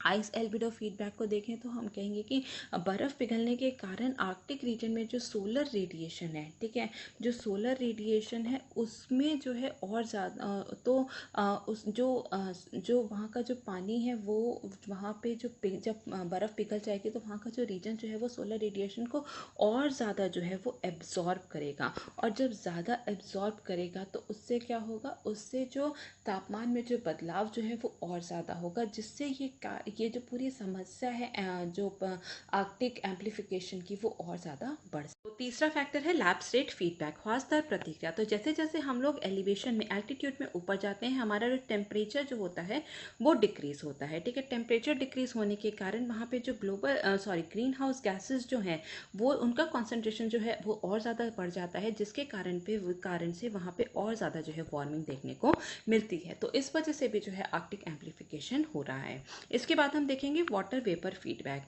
ठीक है। तो यहाँ पर जो है वाटर वेपर जो है ये भी बहुत ज़्यादा हीट को ट्रैप करते हैं, जिसके वजह से जो है वहाँ पर जब आइस पिघलती है या फिर हम कह सकते हैं कि जब वहाँ पे जो वाटर वेपर्स जो होते हैं जब वो बहुत ज़्यादा हीट ट्रैप कर लेते हैं, उसकी वजह से भी जो आर्कटिक रीजन है या पोलर रीजन जो है वहाँ पर जो है बहुत ज़्यादा जो है जो टेम्परेचर चेंज जो है वो देखा जा रहा है।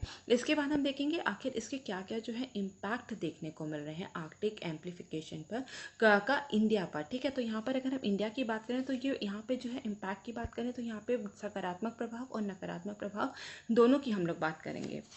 तो सबसे पहले जैसे कि अगर हम बात करें सकारात्मक प्रभाव की, तो यहाँ पर जो है ये इंडिया की एनर्जी सिक्योरिटी के लिए बहुत ही ज़्यादा लाभदायक हो सकता है, इंडिया की ऊर्जा सुरक्षा के लिए बहुत ज़्यादा लाभदायक हो सकता है, ठीक है। जैसे कि हम जानते हैं कि ये जो आर्कटिक रीजन जो है यहाँ पर जो है बहुत सारी natural resources, minerals and natural resources जो हैं वो दबी हुई हैं बर्फ़ के नीचे। तो जब ये बर्फ़ पिघल रही है तो उससे क्या होगा, वहाँ पे जो अभी तक जो अनएक्सप्लोर्ड रिसोर्सेज थी उसको हम लोग जो है एक्सप्लोर कर सकेंगे, तो जिससे कि जो इंडिया की जो एनर्जी डिमांड है उसको पूरा किया जा सकता है। तो यहाँ पर हम देखते हैं कि जो आर्कटिक रीजन जो है वहाँ पे जो ऑयल का जो रिज़र्व है वो बहुत ही ज़्यादा है, करीब 90 बिलियन बैरल जो ऑयल रिज़र्व जो है वहाँ पर मौजूद है। इसके साथ साथ हम देखते हैं जो नेचुरल गैस जो है, ठीक है, नेचुरल गैस भी जो है 1670 टन वहाँ पे मौजूद है, उसका भी रिज़र्व है, जो कि पूरे जो नेचुरल गैस है रिज़र्व उसका पूरे जो अनएक्सप्लोर्ड नेचुरल गैस है उसका 30% जो है वो आर्कटिक रीजन में ही है, आर्कटिक रीजन में ही मौजूद है। और अगर हम ऑयल रिजर्व की बात करें तो ये करीब 20 to 30% जो है oil reserve, unexplored oil reserve जो है वो आर्कटिक रीजन में ही मौजूद है। और जैसा कि इंडिया को हम जानते हैं कि 4th लार्जेस्ट एनर्जी का कंज्यूमर है, तो इंडिया के लिए जो है एक अपॉर्चुनिटी होगी कि वो अपनी जो एनर्जी डिमांड को कहीं और से पूरी कर सकता है। तो वहाँ पे जो हाइड्रोकार्बन्स पोटेंशियल जो है उसको और ज़्यादा एक्सप्लोर किया जा सकता है।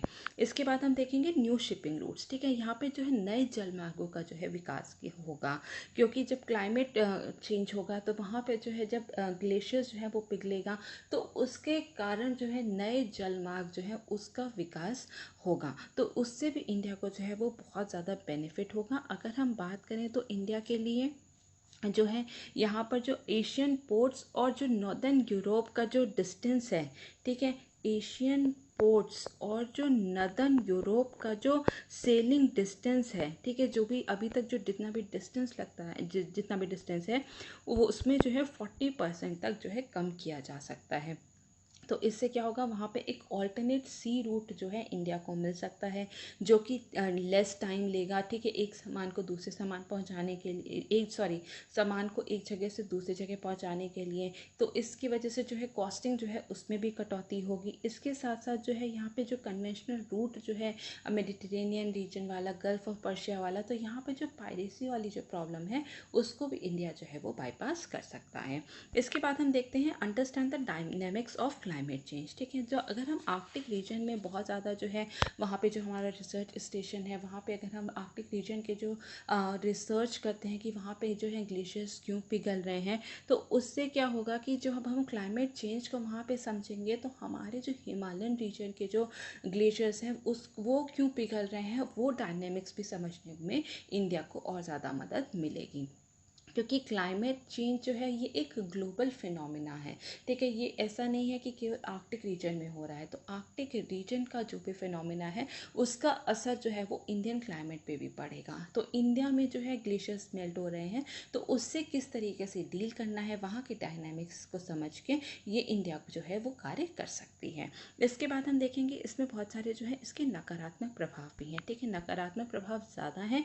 जैसे कि सबसे पहले हम देखते हैं राइज इन सी लेवल, समुद्र के स्तर में बहुत ज़्यादा हमें वृद्धि देखने को मिलेगी, क्योंकि जब बर्फ़ पिघलेगी तो वो क्या होगी, वो और जाहिर सी बात है वो पानी में तब्दील होगी, और जिसके कारण जो ओशियंस में, सीज़ में, रिवर्स में जो है पानी जो है वो बहुत ज़्यादा बढ़ जाएगा, जिससे कि जो सी लेवल जो है उसमें बहुत ज़्यादा हमें इंक्रीज़ देखने को मिलेगा। तो इससे क्या है कि यहाँ पर जो है, यहाँ पे जब सी लेवल जो है और ज़्यादा इंक्रीज़ होगा तो उससे क्या होगा कि बहुत सारी जो है इकोनॉमिक एक्टिविटीज़ जो है वो और ज़्यादा बढ़ेंगी। जैसे कि उस रूट पे जो है अगर हम और ज़्यादा शिपिंग का जो है, यहाँ पे अगर हम और ज़्यादा शिप्स को चलाते हैं तो उससे क्या होगा, उसकी वजह से भी जो है क्लाइमेट चेंज या फिर वार्मिंग जैसी प्रक्रिया जो है वो और ज़्यादा होगी। ठीक है, जब टेम्परेचर और ज़्यादा बढ़ेगा तो उससे जो है आइस जो है वो और ज़्यादा मेल्ट होगी, जिससे कि सी लेवल जो है वो और ज़्यादा राइज होगा। तो ये जो थर्मल एक्सपेंशन हो रहा है, जिसके कारण जो सी लेवल में जो हमें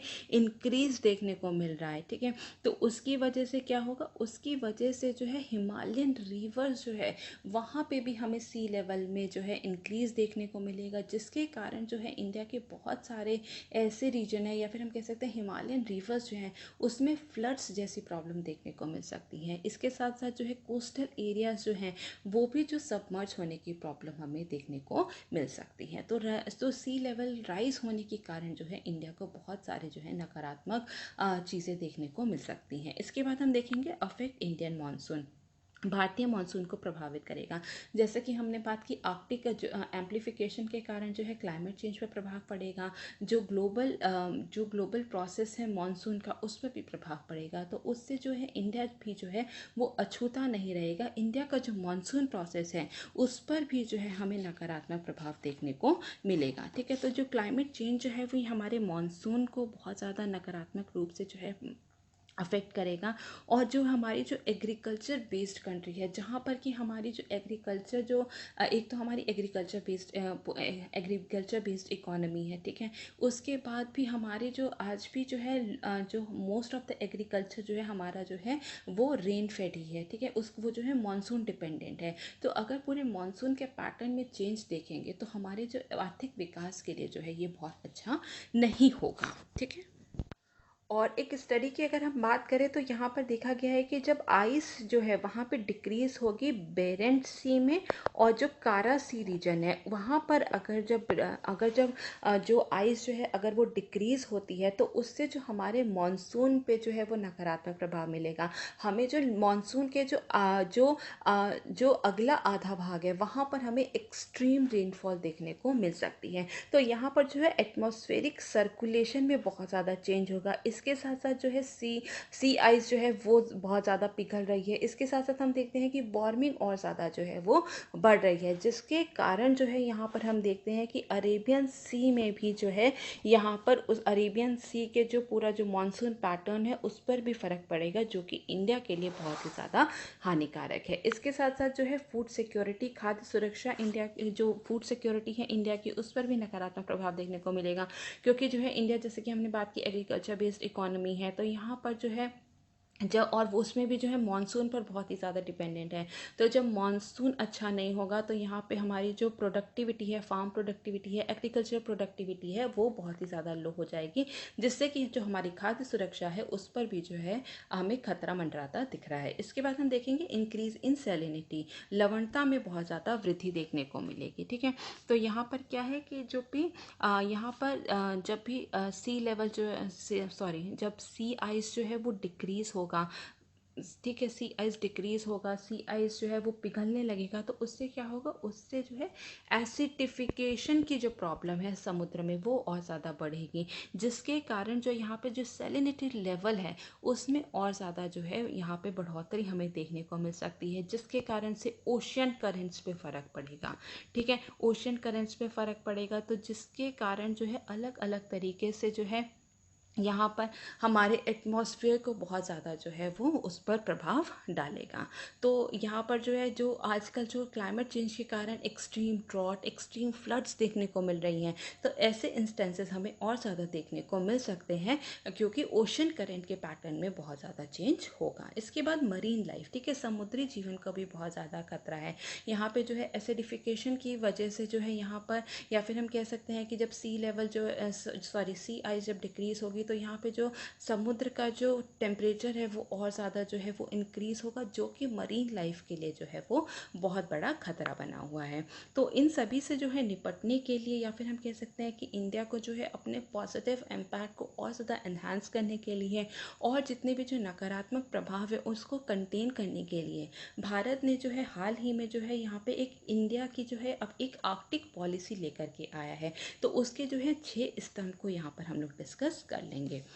तो यहाँ पर अगर हम सबसे पहले बात करें तो सबसे पहले क्या है, सबसे पहले है साइंस एंड रिसर्च, विज्ञान एवं अनुसंधान पे जो है इंडिया यहाँ पर बहुत ज़्यादा जो है और उस पर काम करेगा। तो इंडिया का मानना है कि जितने भी जो आर्कटिक रीजन का जो है, आर्कटिक रीजन में जो क्लाइमेट चेंज पैटर्न है उसको समझने के लिए जो है और ज़्यादा वहाँ पे रिसर्च की ज़रूरत है, और इसके लिए जो है इंटरनेशनल रिसर्च ऑर्गेनाइजेशन की जो है मदद लेनी बहुत ही ज़्यादा ज़रूरत है। तो वहाँ पे और भी जितने भी जो आर्कटिक रीजन में और भी जो इंटरनेशनल रिसर्च ऑर्गेनाइजेशन के साथ इंडिया मिलकर जो है पूरे क्लाइमेट चेंज पैटर्न को जो है और समझने के लिए वहाँ पे साइंस एंड रिसर्च पे और ज़्यादा जो है उसको समझने के लिए तैयार है। ठीक है, तो यहाँ पर जो है इंडिया जो है कई प्रकार से जो है अपनी वहाँ पे सर्विसेज प्रोवाइड कराएगा, जैसे कि टेलीकम्युनिकेशन एंड कनेक्टिविटी है, इसके साथ साथ जो है मैरीटाइम सेफ्टी है, एनवायरमेंटल मॉनिटरिंग एंड सर्वेलेंस है। तो इन सभी में जो है इंडिया अपनी भागीदारी देगा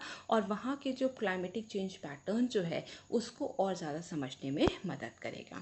इसके बाद हम देखते हैं क्लाइमेट एंड एनवायरमेंटल प्रोटेक्शन, जलवायु और पर्यावरण संरक्षण में भी जो है इंडिया की भागीदारी जो है वो और ज़्यादा बढ़ेगी। आर्कटिक रीजन में जो क्लाइमेट चेंज हो रहा है उसमें भारत के साइंटिफिक रिसर्च की जो है एक बहुत हम कह सकते हैं महत्वपूर्ण डायमेंशन है। इससे जो भी जितना भी जो क्लाइमेट चेंज हो रहा है उसके इफ़ेक्ट्स को स्टडी करके विश्व के जो अन्य भाग हैं, ठीक है, जो वर्ल्ड के जो अन्य पार्ट्स हैं उसमें क्लाइमेट चेंज से डील करने में जो है वो मदद मिल सकती है। जैसे कि अगर हम कहें कि यहाँ पर कि आर्कटिक रीजन में अगर हम समझें कि क्लाइमेट चेंज के कारण जो आइस जो पिघल रही है वो क्यों पिघल रही है, कितनी पिघल रही है, तो उससे जो इंडिया का जो पूरा हिमालयन रीजन की जो ग्लेशियर्स है उसको भी हमें और ज़्यादा समझने में मदद मिलेगी। क्योंकि अगर जो सी लेवल राइज होता है, अगर आर्कटिक रीजन में अगर जो है वहाँ पे जो है आइस जो है वो मेल्ट होती है तो उसका प्रभाव जो है इंडिया पर भी पड़ता है, और इंडिया के इससे 1.3 बिलियन लोग जो है वो प्रभावित हो सकते हैं। तो इसके साथ साथ हम कह सकते हैं कि आर्कटिक रीजन की बायोडाइवर्सिटी है, माइक्रो ऑर्गेनिज्म जो डाइवर्सिटी है उस पर भी जो है वो बहुत ज़्यादा खतरा होगा। तो इसके लिए जो है एक जो है एक कोऑपरेटिव या फिर हम कह सकते हैं इंटरनेशनल लेवल पे कदम उठाने की ज़रूरत है।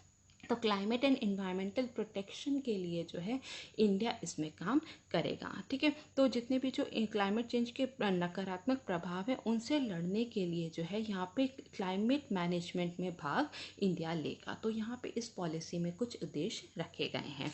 तो जैसे कि अगर हम बात करें तो इन्वायरमेंटल प्रोटेक्शन के फॉर एग्जांपल, तो यहाँ पर जब भी आइस पिघलती है तो उससे क्या होता है, उससे मीथेन लेवल जो है वो बहुत ज़्यादा इंक्रीज हो जाता है। ठीक है, जितने भी जो मरीन ऑर्गेनिजम्स हैं उनके जीवन पर जो है बहुत ज़्यादा खतरा होता है। तो इस तरीके के जो इन्वायरमेंटल प्रोटेक्शन में इंडिया जो है वो अपना पूरा सहयोग देने के लिए तैयार है। इसके बाद हम देखते हैं इकोनॉमिक एंड ह्यूमन डेवलपमेंट। ठीक है, आर्थिक और मानव विकास में भी जो है इंडिया सहयोग करेगा। अगर हम बात करें तो इंडिया के पास जो है एक्सपीरियंस है कि उसने हिमालयन रीजन में किस तरीके से विकास किया है। पहाड़ी इलाकों में ग्लेशियर वहाँ पर बहुत ज़्यादा है, तो उसमें इंडिया ने कैसे जो है विकास किया है, अपने एक्सपीरियंस से वो आर्कटिक रीजन में भी जो है विकास करने में मदद कर सकता है। और वहाँ की जो इंडिजिनस कम्युनिटी है, ठीक है, तो उनके वेलफेयर के लिए इंडिया काम कर सकता है। तो वहाँ पर जो ह्यूमन डेवलपमेंट है उस पर इंडिया काम कर सकता है। इसी के साथ साथ हम देखते हैं कि अगर इकोनॉमिक डेवलपमेंट की बात करें तो आर्कटिक रीजन में जब अगर हम कहें कि जब आइस मेल्ट होगी तो वहाँ पर जो है इकोनॉमिक एक्टिविटीज़ जो है वो और ज़्यादा बढ़ जाएंगे। वहाँ पे जितने भी जो मिनरल्स हैं या फिर हम कह सकते हैं मिनरल्स एंड नेचुरल रिसोर्सेज हैं उनका और ज़्यादा जो है एक्सप्लोरेशन होगा, तो जिसके कारण वहाँ पे इकोनॉमिक एक्टिविटीज़ जो है वो और ज़्यादा बढ़ सकती हैं। तो वहाँ पे उसके साथ साथ जब आर्थिक विकास होगा तो उसमें भी इंडिया की जो है भागीदारी और ज़्यादा बढ़ेगी। तो वहाँ पे उस पूरे जो एरिया है वहाँ पे उसको जो है वहाँ की जो रिसोर्सेज हैं उसके सस्टेनेबल यूज़ के लिए, ठीक है, उसके सस्टेनेबल यूज़ के लिए जो है आर्कटिक कंट्रीज़ के साथ इंडिया जो है अपना सहयोग देगा। तो इकोनॉमिक डेवलपमेंट में हम कह सकते हैं कि वहाँ पे जो है हम कह सकते हैं कि जो टूरिज़्म जब बढ़ेगा तो उसको किस तरीके से और सस्टेनेबल बनाना है। उसके साथ साथ इंडिया जो है हेल्थ सर्विसेज वहाँ पे प्रोवाइड करा सकता है, या फिर हम कह सकते हैं जो टेक्नोलॉजिकल सॉल्यूशन है उसमें जो है अपनी भागीदारी को प्रोत्साहित कर सकता है। इसके बाद हम देखेंगे ट्रांसपोर्ट एंड कनेक्टिविटी, परिवहन और कनेक्टिविटी। जैसा कि हमने बात की कि एक ऑल्टरनेट रूट इंडिया को मिलेगा और जिस पर कि इंडिया जो है वो कार्य कर सकता है। इसके बाद हम देखते हैं गवर्नेंस एंड इंटरनेशनल कॉपरेशन। तो क्योंकि आर्कटिक काउंसिल का इंडिया एक ऑब्जर्विंग नेशन है, ठीक है, ऑब्जर्वर नेशन है, तो वहाँ पे आर्कटिक रीजन में कैसे स्टेबिलिटी, ठीक है, कैसे स्टेबिलिटी लानी है, कैसे सिक्योरिटी लानी है, उसके लिए भी जो है इंडिया इंटरनेशनल ऑर्गेनाइजेशन या फिर इंटरनेशनल लेवल पे कार्य कर सकता है। इसके बाद है नेशनल कैपेसिटी बिल्डिंग, राष्ट्रीय क्षमता संवर्धन में भी जो है कार्य करना होगा, क्योंकि अलग अलग तरीके के यहाँ पे स्टेक होल्डर्स इन्वॉल्व हैं, जैसे कि एकेडमिशियंस इन्वॉल्व हैं, रिसर्चर्स एंड साइंटिस्ट इन्वॉल्व है। सरकार द्वारा जो है यहाँ पे जो है सारी सुविधाएं जो है एकेडमिशियंस को, रिसर्चर्स को, साइंटिस्ट को जो है उपलब्ध कराई जाएगी। तो यहाँ पर जो है हमें जो है यहाँ पे नेशनल कैपेसिटी बिल्डिंग जो है हमें अच्छी यूनिवर्सिटी टेक्नोलॉजिकल जो एडवांसमेंट करना होगा, ताकि हमारी जो राष्ट्रीय क्षमता है उसमें हम लोग और ज़्यादा बढ़ोतरी कर सके। तो इंडिया को जो है हम कह सकते हैं कि अपने हितों की रक्षा करने के लिए, और या फिर हम कह सकते हैं कि जो नकारात्मक प्रभाव है वहाँ पे आर्कटिक सी रीजन का जो वहाँ पे आइस मेल्ट हो रहा है उसके नकारात्मक प्रभाव से बचने के लिए इंडिया को जल्द से जल्द जो है एक प्लान लेकर के आना पड़ेगा, क्योंकि यहाँ पे उन्होंने पॉलिसी तो फॉर्मुलेट कर ली लेकिन अभी भी इंडिया के पास कोई भी प्लान नहीं है। तो यहाँ पर एक इंडिया को प्लान लेकर के आना पड़ेगा ताकि जो है यहाँ पर इस पर जल्द से जल्द काम हो सके। इसके बाद हम लोग नेक्स्ट क्वेश्चन को देखेंगे जो कि है पेपर नंबर 4 से, और क्वेश्चन है enumerate the necessary foundational values of civil servants, civil सेवकों के आवश्यक मूलभूत मूल्यों की गणना कीजिए। तो अब हम इस क्वेश्चन को यहाँ पर देख लेते हैं। तो अगर हम सिविल सर्वेंट्स की बात करें तो सिविल सर्वेंट्स कौन होते हैं? वो सरकार के स्थायी प्रतिनिधि होते हैं, ठीक है, जो पॉलिटिकल पार्टीज जो हैं जो भी रूल करती है किसी कंट्री को, ठीक है, तो पॉलिटिकल पार्टीज तो चेंज होती रहती है, लेकिन यहाँ पर जो सिविल सर्वेंट्स जो हैं वो जो है गवर्नमेंट के परमानेंट रिप्रेजेंटेटिव्स होते हैं, और इनकी बहुत महत्वपूर्ण भूमिका है सोशल वेलफेयर, समाज कल्याण में, ठीक है, क्योंकि इनके डायरेक्ट पब्लिक से जो है ये लोग डील करते हैं। तो समाज कल्याण में जो है इनकी एक बहुत ही महत्वपूर्ण भूमिका होती है। पॉलिसी को फॉर्मुलेट करना, पॉलिसी को इम्प्लीमेंट करने का कार्य भी जो है वो सिविल सर्वेंट्स का होता है, ठीक है। लॉज है, लॉ एंड ऑर्डर या फिर जो पॉलिसीज हैं उनको इम्प्लीमेंट करने का कार्य जो है वो सिविल सर्वेंट्स का होता है, और जितने भी जो डेवलपमेंट फंक्शंस है का विकास कार्य है उसको करने का कार्य भी जो है वो सिविल सर्वेंट्स का होता है। तो इसके लिए ज़रूरी है कि कुछ ऐसे मूल्य सिविल सर्वेंट्स में हो ताकि ये सारा काम जो है विकास का कार्य, जो समाज कल्याण का कार्य है, वो और ज़्यादा जो है एफिशिएंट मैनर से हो सके। तो फाउंडेशनल वैल्यूज़ क्या होती हैं? फाउंडेशनल वैल्यूज़ वो होती हैं कुछ ऐसी बेसिक वैल्यूज़ जो कि हमें हमारे गोल्स को अचीव करने में मदद करती हैं। तो ऐसे कौन कौन से हमारी जो फाउंडेशनल वैल्यूज़ हैं जो कि सिविल सर्वेंट्स में होनी चाहिए, ताकि हमारे ये जो गोल्स हैं, ठीक है, डेवलपमेंट फंक्शन के, सोशल वेलफेयर के, पॉलिसी इंप्लीमेंटेशन फॉर्मुलेशन के, उसको हम पूरा कर सकें। तो यहाँ पर अगर हम देखें तो सेकेंड ARC रिपोर्ट ने जो है कुछ फाउंडेशनल वैल्यूज़ का जिक्र किया था। जैसे कि सबसे पहले अगर हम देखें तो इंटीग्रिटी की बात की थी, ठीक है। तो इंटीग्रिटी क्या होती है? इंटीग्रिटी होती है हमारे वैल्यूज़ होती हैं, हमारे मूल्य होती हैं, ठीक है। तो जैसे कि वैल्यूज़ क्या क्या हो गई? जैसे कि ऑनेस्टी हो गई, ठीक है, हाँ, ऑनेस्टी हो गई, हम मॉरली कितने स्ट्रांग हैं, तो ये सब क्या होता है? ये सब हमारी इंटीग्रिटी में आता है, और ये हमें मदद करता है कि जब भी हम कार्य कर रहे हैं पब्लिक ऑफिस में बैठ के, तो हम अपने सेल्फ इंटरेस्ट को जो है साइड में रख कर, ठीक है, सेल्फ इंटरेस्ट को साइड में रख कर जो है तभी कार्य करें, ताकि जिससे कि समाज का कल्याण हो सके, हमारा आर्थिक विकास हो सके, हमारा जो है समाज का विकास हो सके। तो इसके लिए अगर हम कहें तो इंटीग्रिटी जो है वो बहुत ही ज़्यादा इम्पॉर्टेंट है, ताकि जो है हम अपने कमिटमेंट को पूरा कर सकें, ठीक है। तो जो भी एक व्यक्ति जो भी हाई ऑन इंटीग्रिटी होता है वो अपने कमिटमेंट्स को पूरा करता है, ठीक है, अपने जितने भी जो एक्शंस होते हैं वो जो है वो पूरे ही जो है उसमें पारदर्शिता होती है, वो अपनी पावर का जो है वो मिसयूज़ नहीं करता है। इससे जो है उसको डिसीजन मेकिंग में जो है बहुत ही ज़्यादा मदद मिलती है और उसके जो जितने भी जो कॉन्फ्लिक्ट ऑफ इंटरेस्ट हैं उसको अवॉइड करने में मदद मिलती है। इसके बाद हम देखेंगे ऑब्जेक्टिविटी या फिर निष्पक्षतावाद। ठीक है, तो ऑब्जेक्टिविटी होती है कि जब भी हम कोई डिसीजन लेते हैं तो वो किसी भी चीज़ पे बायस होकर ना लें। ठीक है, जो भी हमारे पास एविडेंसेस हैं, ठीक है, जो भी हम जो भी हम डिसीजन ले रहे हैं वो हमारे सामने जो एविडेंसेस हैं उस पर उसको जो है बेस बना करके ले। इंडिपेंडेंट होना चाहिए हमारा कोई भी डिसीजन, किसी भी एक्सटर्नल प्रेशर में आके हमें कोई भी डिसीजन जो है वो नहीं लेना चाहिए। और ऑब्जेक्टिविटी जो है ये इम्पार्शियलिटी को, ठीक है, इम्पार्शियलिटी को इंश्योर करती है। ये जो है यहाँ पे जितनी भी जो रिसोर्सेज हैं या फिर पब्लिक फंड्स है उसको किस तरीके से एफिशिएंटली यूज़ करना है उसमें मदद करती है पब्लिक सर्वेंट्स के। और यहाँ पर जो है पब्लिक सर्वेंट्स को जब भी वो जजमेंट कोई भी लेते हैं तो उन्हें ये बताती है कि उन्हें इमोशंस की बेसिस पे नहीं, जो भी सामने है एविडेंसेस जो हैं उसके बेसिस पे कोई भी जजमेंट लेना है। इसके बाद हम देखते हैं एम्पैथी। तो सिविल सर्वेंट्स में एम्पैथी या फिर सहानुभूति होनी भी बहुत ही ज़्यादा ज़रूरी है। एम्पैथी मतलब क्या होता है कि अपने आप को दूसरों की स्थिति में रखकर सोचना।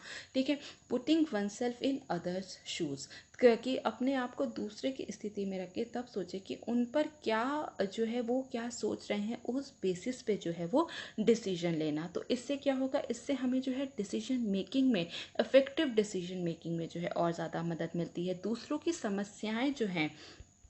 की समस्याओं को समझने में और ज़्यादा मदद मिलती है ताकि हम उसी के अकॉर्डिंग जो है कोई भी डिसीजन ले सकें। ठीक है, तो ये जो है यहाँ पे weaker section of the society के अपलिफ्टमेंट के लिए, marginalise section of the society जो है उनके अपलिफ्टमेंट के लिए सिविल सर्वेंट्स पे एम्पैथी होनी बहुत ही ज़्यादा ज़रूरी है। ठीक है, इससे क्या होता है, इससे हम जो है दूसरों की फीलिंग्स को समझते हैं, दूसरों की फीलिंग्स के बारे में जो है अवेयर होते हैं। इससे क्या होगा, इससे जो है इंक्लूसिव ग्रोथ को भी जो है वो और ज़्यादा बढ़ावा मिलेगा, क्योंकि हम लोग जो है दूर कोई भी बैठा है हम लोग उनके भी जो है इमोशंस को समझ सकते हैं, उनकी समस्याओं को समझ सकते हैं और उसके बेसिस पे एक इफेक्टिव डिसीजन मेकिंग जो है उस इफेक्टिव डिसीजन मेकिंग के प्रोसेस को जो है वहाँ पे अंजाम दिया जाएगा। इसके बाद हम देखते हैं कि नॉन पार्टिसनशिप। ठीक है, गैर पक्षपात होना जो है वो बहुत ही ज़्यादा ज़रूरी है कि जब भी कोई जो सिविल सर्वेंट्स हैं वो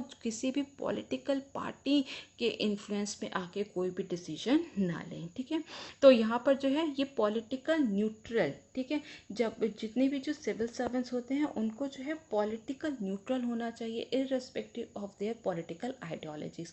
उनकी कोई भी पॉलिटिकल आइडियोलॉजी है, वो किसी भी पॉलिटिकल पार्टी को सपोर्ट करते हैं, पर जब वो अपने ऑफिस में है तो उनको जो है पॉलिटिकल न्यूट्रल ही रहना चाहिए। इससे क्या होता है, इससे जितने भी जो सिटीजन्स है उनका जो सरकार के प्रति जो ट्रस्ट है वो बना रहता है।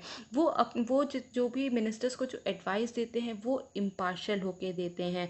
ठीक है, और इससे जो है मैक्सिमम से मैक्सिमम पब्लिक इंटरेस्ट जो है उस पर कार्य किया जा सकता है। इसके बाद है डेडिकेशन टू सर्विस। सेवा के प्रति जो है समर्पण होना चाहिए, समर्पित होना चाहिए जितनी भी जो सिविल सर्वेंट्स हैं।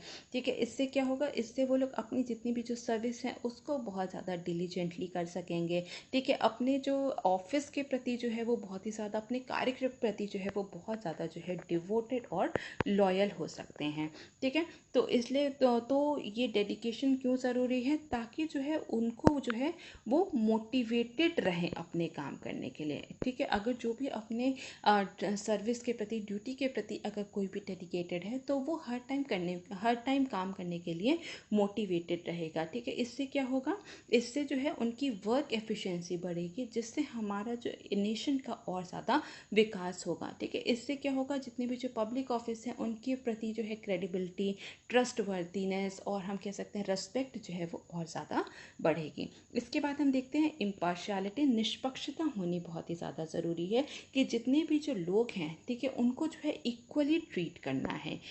किसी को भी जो है यहाँ पर जो है अलग से जो है या फिर पार्शियल या फिर बायस्ड नहीं होना है किसी भी डिसीजन मेकिंग में।